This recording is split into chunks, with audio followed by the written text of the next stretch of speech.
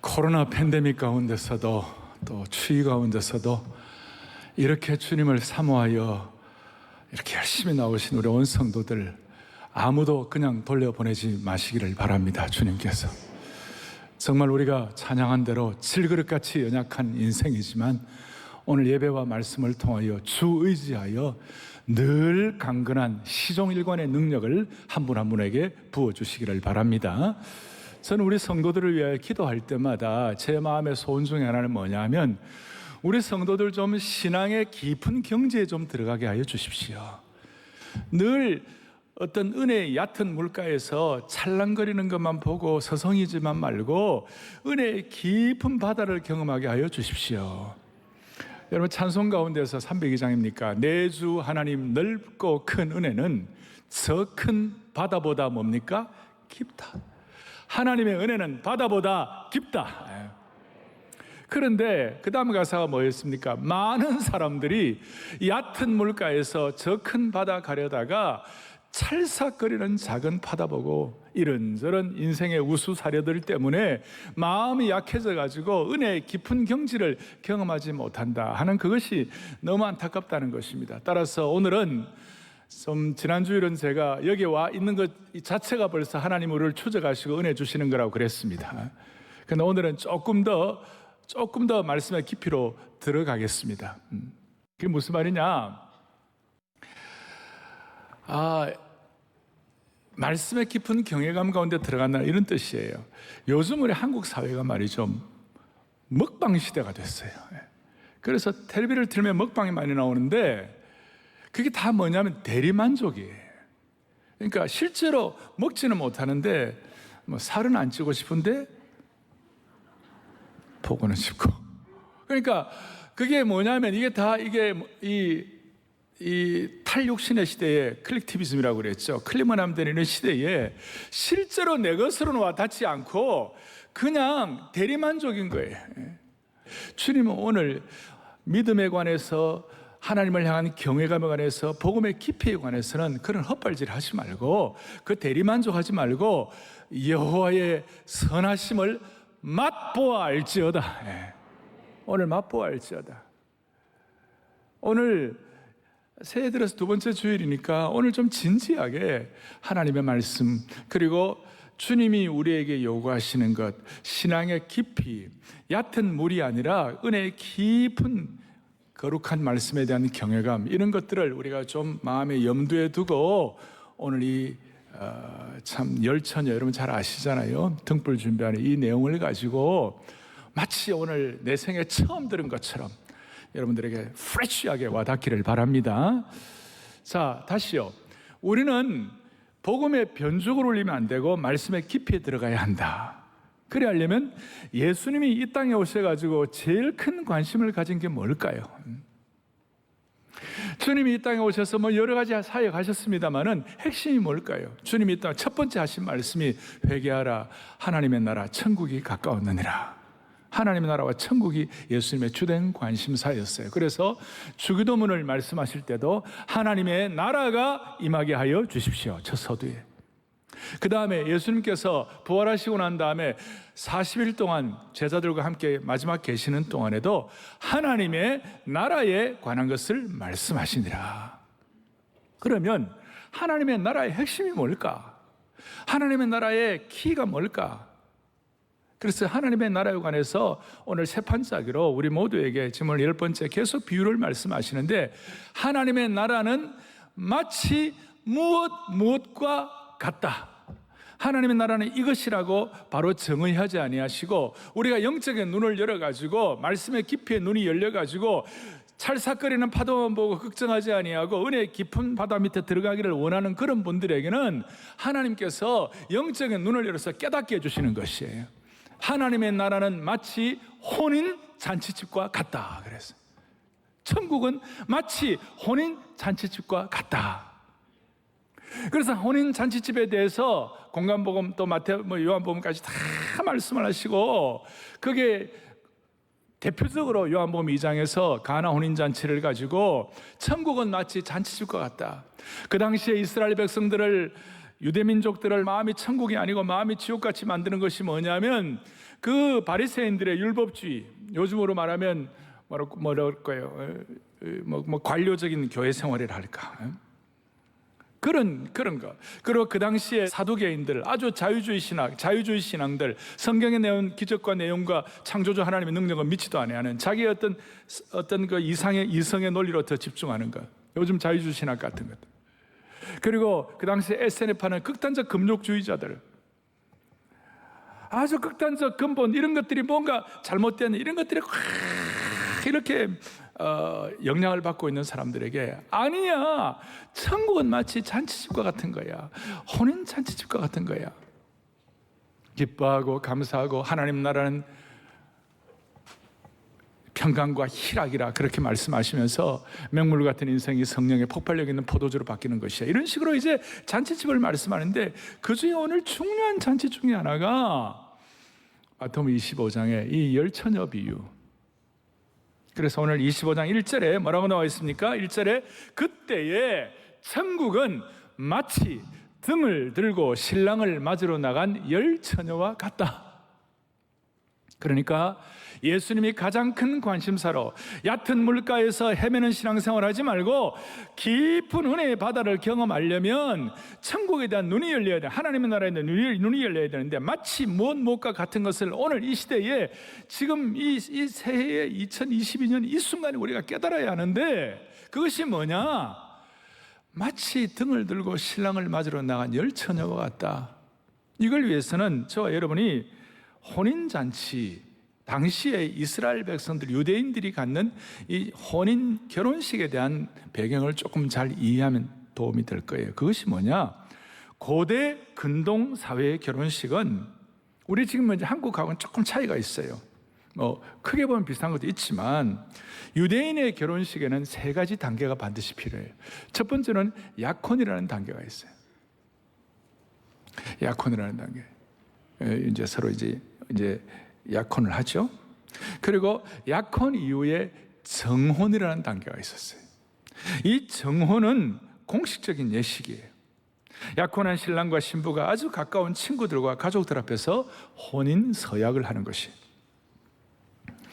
이것은 아직까지 결혼식에 올린 것이 아닌데, 정혼이라는 것, 혼인 서약을 하는데, 이것은 마치 이거 하고 난 다음에 살림을 사는 것도 아니에요.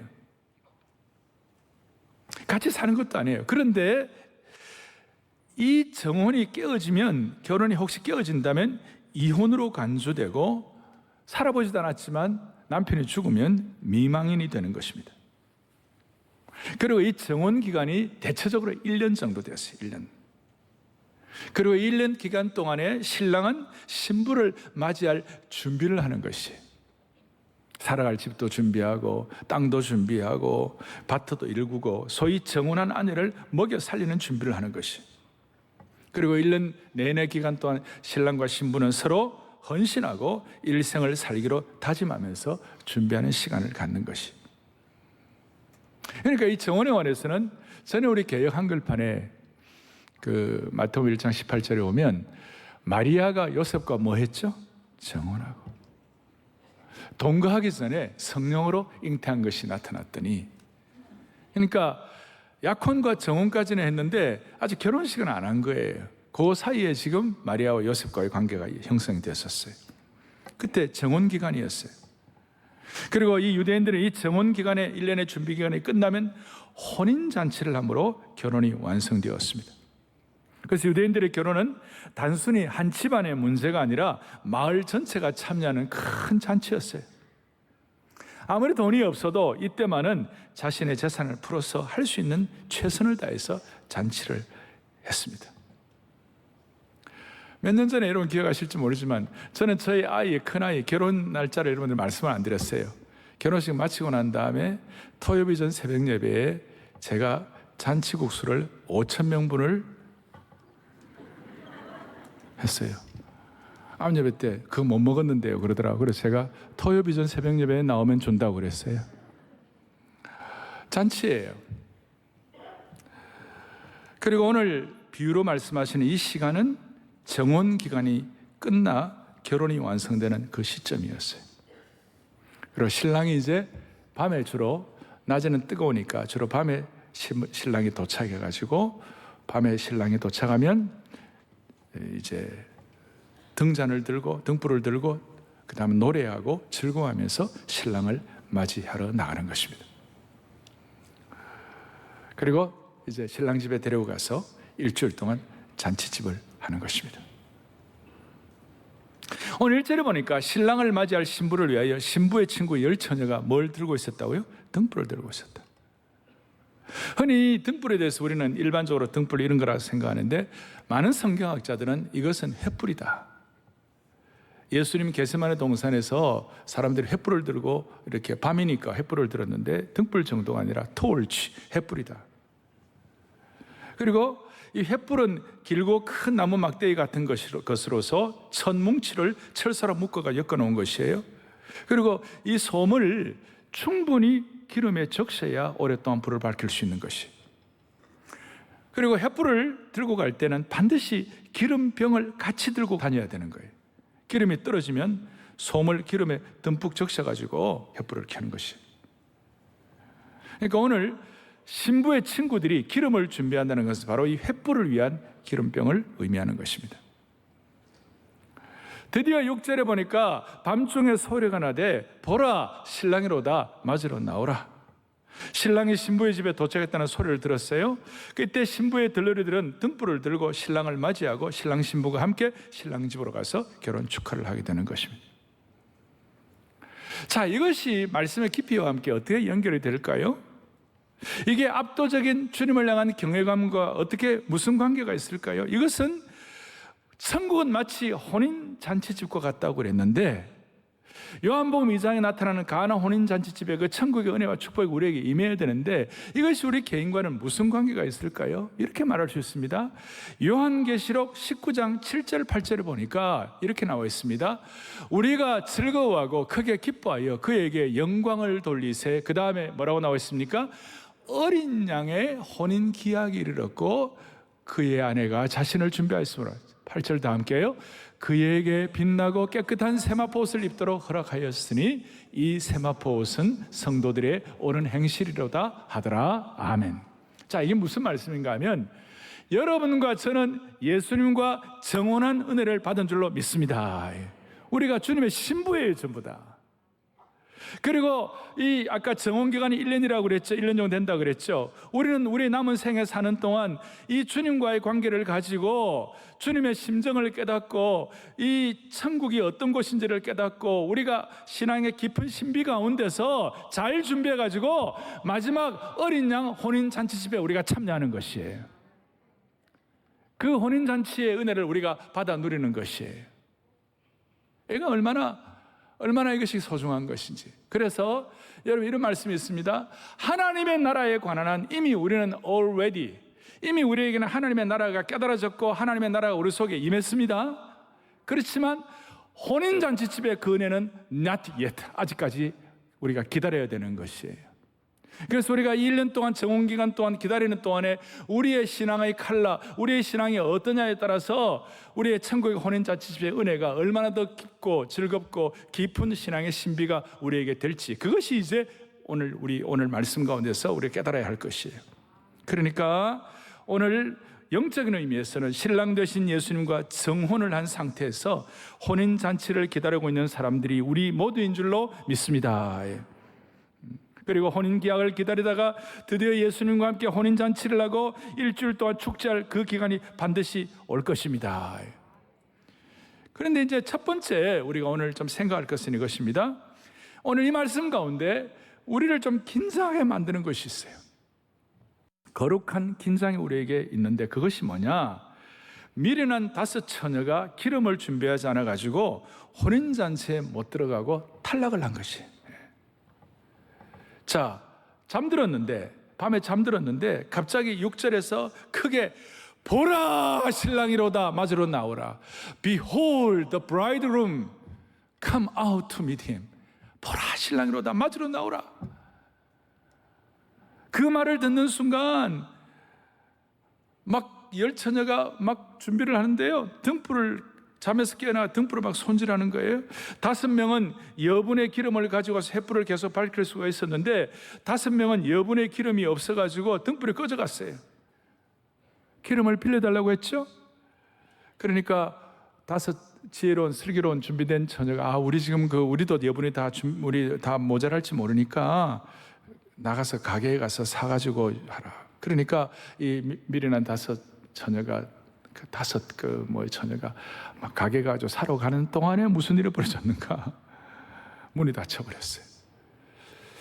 11절 12절에 미련한 5 처녀가 열어주소서 그렇게 하니까 내가 너희를 알지 못한다. 그리고 13절에 그런즉 깨어있으라 너희는 그날과 그때를 알지 못하느니라. 오늘 이 본문을 통해서 우리가 좀 긴장되는 이유가 있는데 그것은 뭐냐? 5명은 지혜롭고 5명은 어리석었어요. 그래서 그 미련한 여인들은, 제가 미련한 여인들이라고 말을 잘 안 하고 이제는 탈락한 여인이라고 말하겠어요. 탈락해버렸어요. 5명은 준비가 되었는데 5명은 준비가 안 되었어요. 5명은 결혼식 잔치에 들어갔지만 5명은 못 들어갔어요. 겉으로 볼 때는 다 비슷비슷했어요. 10명 모두 잔치에 초대되었고 신랑을 기다렸습니다.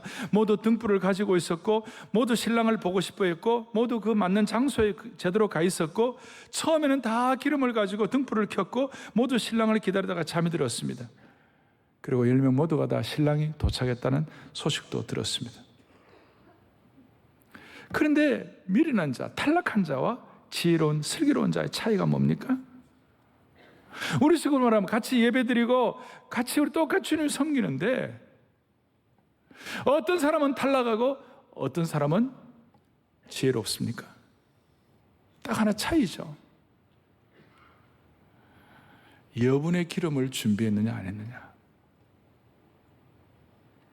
여분의 기름을 준비했느냐 안 했느냐. 반이 탈락했는데 여기서 우리가 긴장을 하게 되는데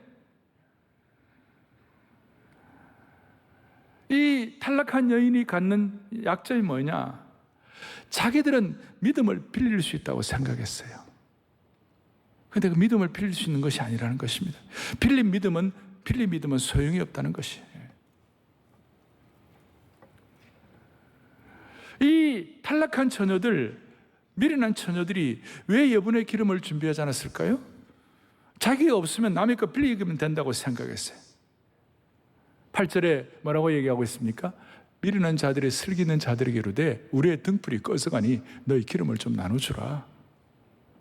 평소 같으면 그럴 수 있었을지 모르지만 지금 신랑이 막 도착해서 뛰어가야 할 판국에 빌려줄 수가 없어요. 그러니까 슬기 있는 자들이 9절에 대답하여 이르되 우리와 너희가 쓰기에는 다 부족할까 하노니 차라리 파는 자들에게 가서 사가져가라.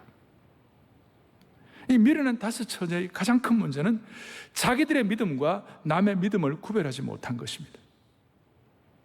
자기의 믿음과 남의 믿음을 구분할 수 있는 사람은 지혜로운 자고 자기 것과 남의 것을 구별하지 못한 미련한 자입니다. 그리고 기름을 빌려줄 수 없다는 뜻은 충분한 기름을 가진 사람은 없다는 뜻이 됩니다.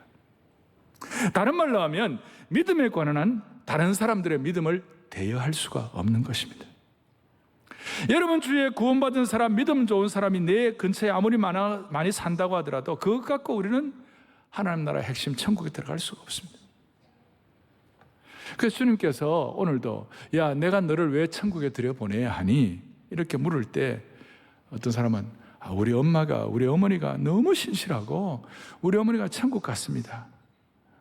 그러면 주님께서 그럼 너는 또 어떤 분에게 야 내가 왜 너를 천국에 들여보내야 하니? 그러니까 우리 아버님이 장로님입니다. 그러면 주님께서 네 아버지가 장로님 때문에 들어간 게 아니고 너희 아버지는 생명의 복음을 믿기 때문에 제대로 된 믿음 때문에 들어간 거야. 많은 분들이 그러죠. 남자분들 가운데 특히 제 아내가 신앙이 좋습니다. 저는 아내의 치맛자락을 붙잡고 가겠습니다. 여러분 아무리 때를 써도 믿음은 빌릴 수가 없습니다. 빌릴 수 없습니다. 생명의 복음을 통하여 인격적인 하나님과 내가 어떤 관계에 있느냐, 그것이 이제 핵심이라는 것이에요. 여러분과 저는 믿음을 빌릴 수 있는 것이 아니라 마지막 순간에는 하나님과 나와 단독자로 서는 것입니다. 내 인격을 예수님께 굴복시켜가지고 하나님과 나는 단독자로 만나고 그 인격이신 주님을 내가 믿음으로 눈을 열어 깨달아가지고 내 삶을 주님께 전적으로 의탁하는 믿음이 되어야 한다는 것이. 킬케고리가 얘기한 대로 우리는 단독자로 하나님 앞에 서는 것이. 다른 사람을 위한 기도의 중보의 후원 이런 건 우리가 할 수 있지만 다른 사람 믿음은 빌려올 수 없어요. 그래서 우리는 믿음에 관해서만은 자기 기만을 하면 안 되고 믿음에 관해서만은 하나님 앞에 단독적으로 서야 할 줄로 믿습니다. 제가 깜짝 놀란 것은 이 미련한 5 처녀가 겉으로 볼 때 죄인이 아니에요. 죄인이라고 비난받지도 않았어요. 신랑 맞을 준비 나름대로 했어요.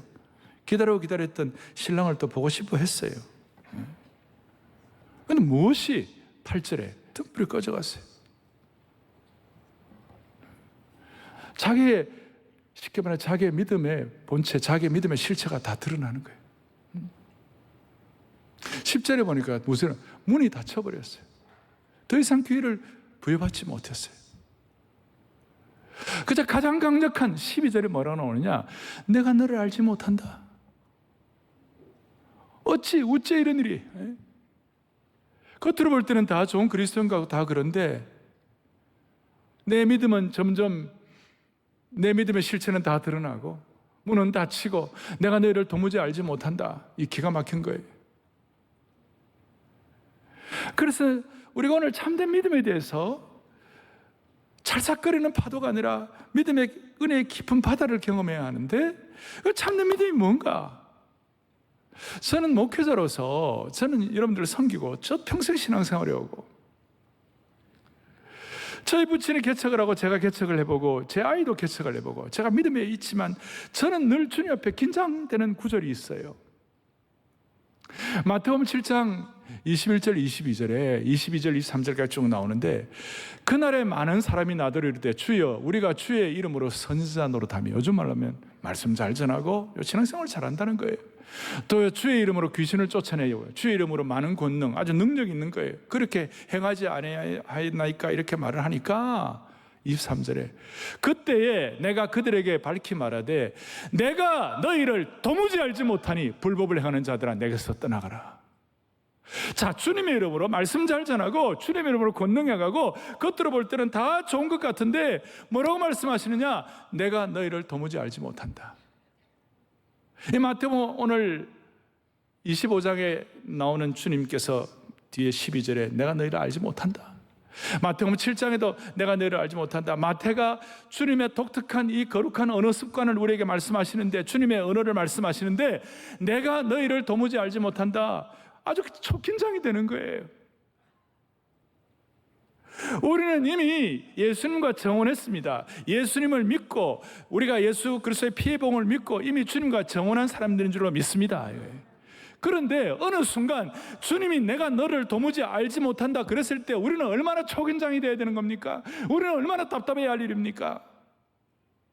그러니까 오늘 우리의 믿음을 지난주에는 제가 여러분들 격려해 드렸습니다만은 오늘 우리가 한번 우리 자신을 돌아보는데 이런 뜻이에요. 내가 너를 도무지 알지 못한다는 그것은 주님과 나와의 믿음에 관한 인격적인 관계인데 자, 주님과 나와 홀로 있을 때 내가 주님과 믿음에 관한 어떤 인격적인 관계인가? 주님과 나와 단독자로 만날 때 나는 과연 어떤 종류의 그리스도인의 삶을 살고 있는가? 늘 황송하고 부끄럽고 죄송하고 참 안타까운 일들이 많이 있는 거예요. 아무도 보지 않을 때 나는 과연 어떤 종류의 그리스도인인 것인가? 이것은 우리를 긴장해야 하는 것입니다. 대신 우리의 믿음이 참 믿음이라면 우리의 삶의 환난 풍파 어렵고 힘든 거 다 있더라도 주님과 나는 인격적인 관계니까 그 인격적인 관계 말씀과 기도와 찬양을 통하여 주님을 더 깊이 알아가고 나니까 주님을 내가 너무 깊이 아니까 내 삶의 모든 갓난 신고 어려움 우수사려 힘든 것들도 주님께 인격적 신뢰를 통하여 전적으로 위탁할 수가 있는 것이에요. 내가 너를 도무지 알지 못한다. 여기에 담겨있는 하나님의 뜻이에요. 아무도 보지 않을 때 단독자로 있을 때 너는 과연 어떤 종류의 그리스도인인가? 그리고 남들이 아무도 보지 않아도 나는 주님과 나의 인격적인 이 신뢰 때문에 내 삶에 실로라기 하나라도 어떤 문제도 주님 앞에 맡깁니다. 여기에 담겨 있는 것이에요. 그래서 오늘 이제 중요한 하나의 정리를 좀 하겠어요.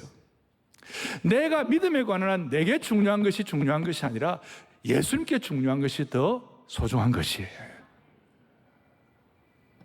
우리는 물어봐야 돼요.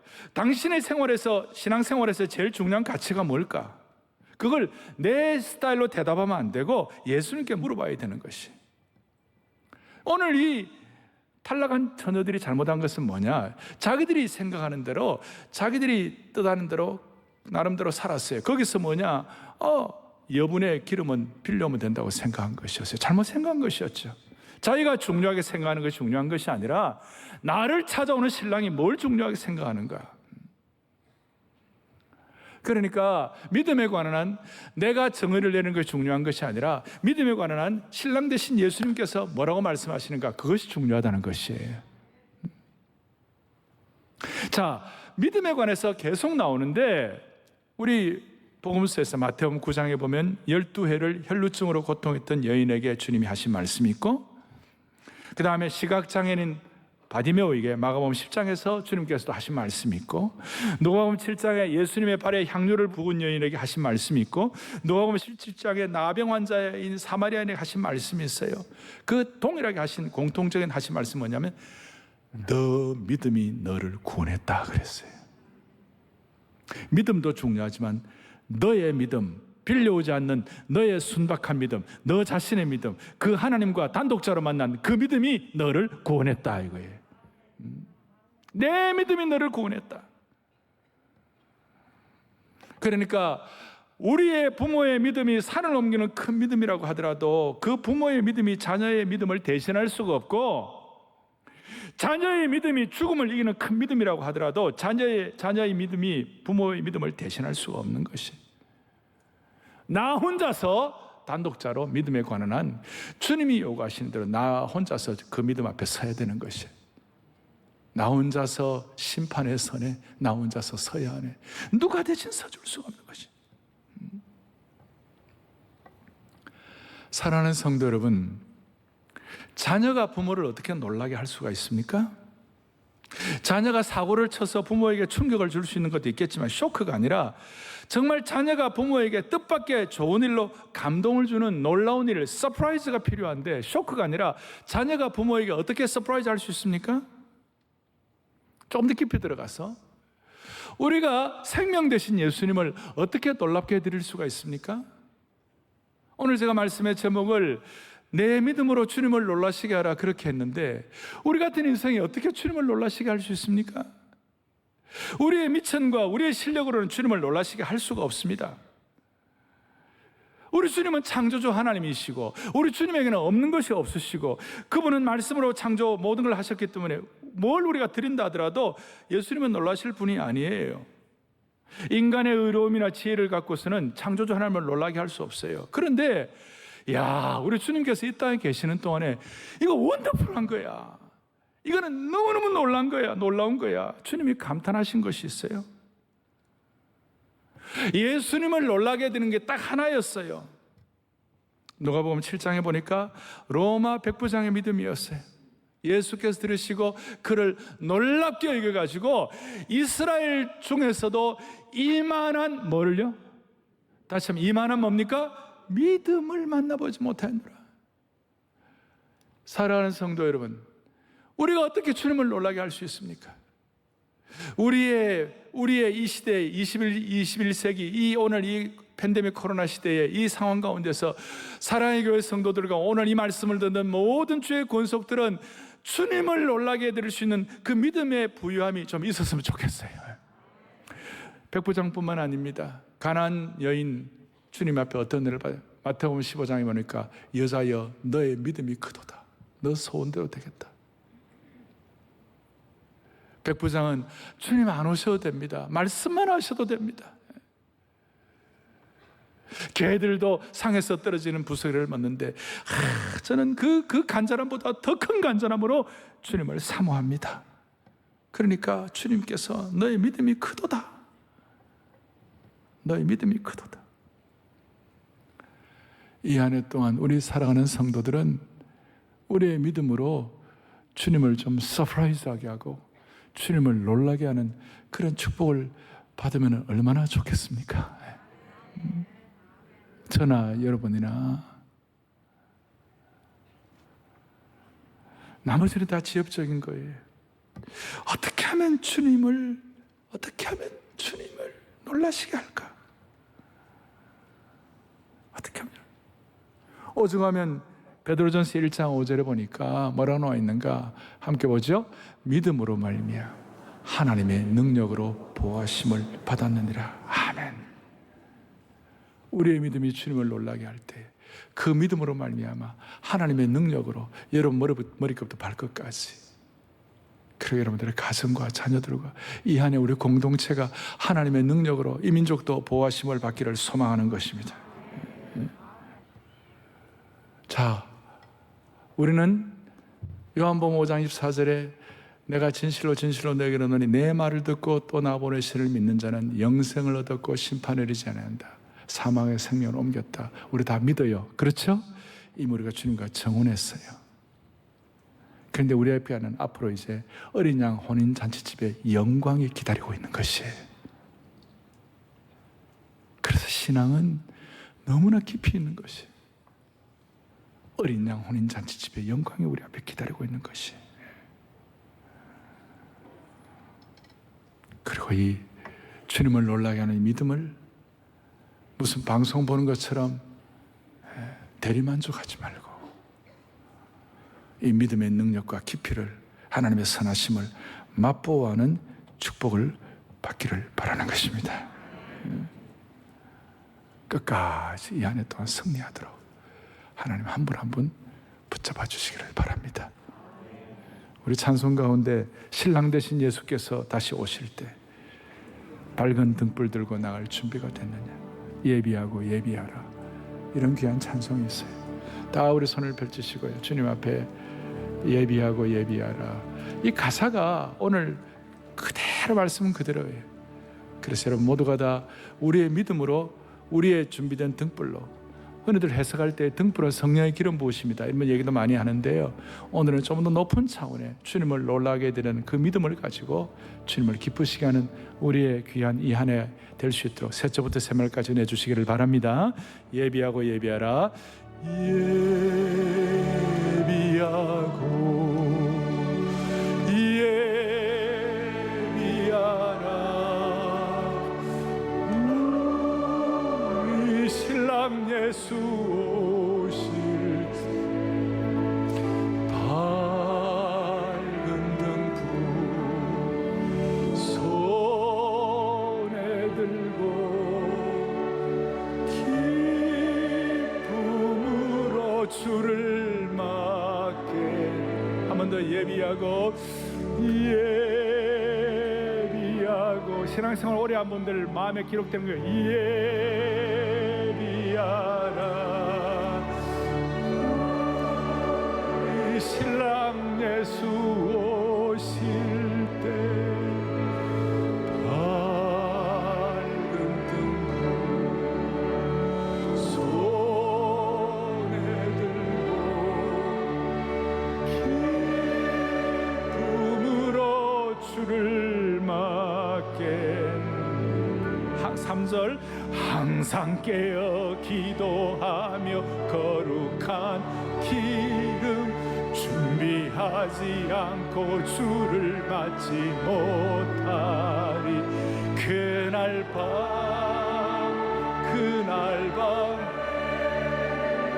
주님 맞을 등불이 준비돼. 그날 밤의 영화로운 혼인잔치에, 그날 밤의 영화로운 혼인잔치에 기뻐하며 할렐루야 찬송부. 그날 밤에 주님 맞을 등불이 준비되네. 예비하고 예비하라.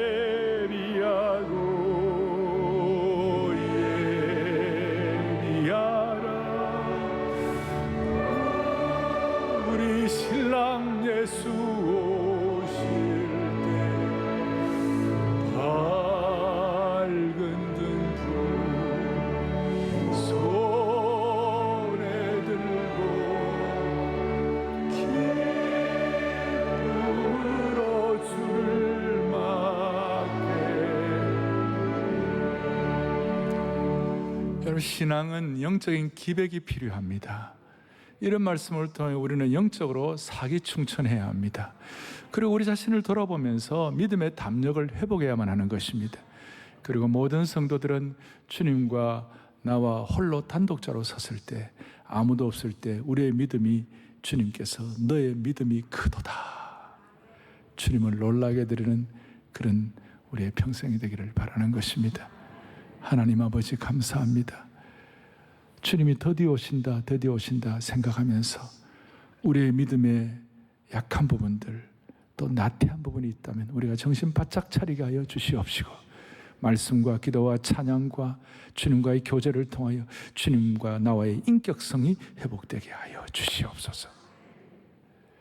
우리는 이미 주님과 정혼한 사람들이지만 어린 양 혼인잔치집 그날이 올 때까지 우리 자신을 주님의 좋은 신부로서 끝까지 잘 무장되는 하나님의 신실한 남녀 종들 삼아 주옵소서. 신랑 되시는 우리 주 예수 그리스도 이름 받들어 간절히 기도 올리옵나이다. 아멘.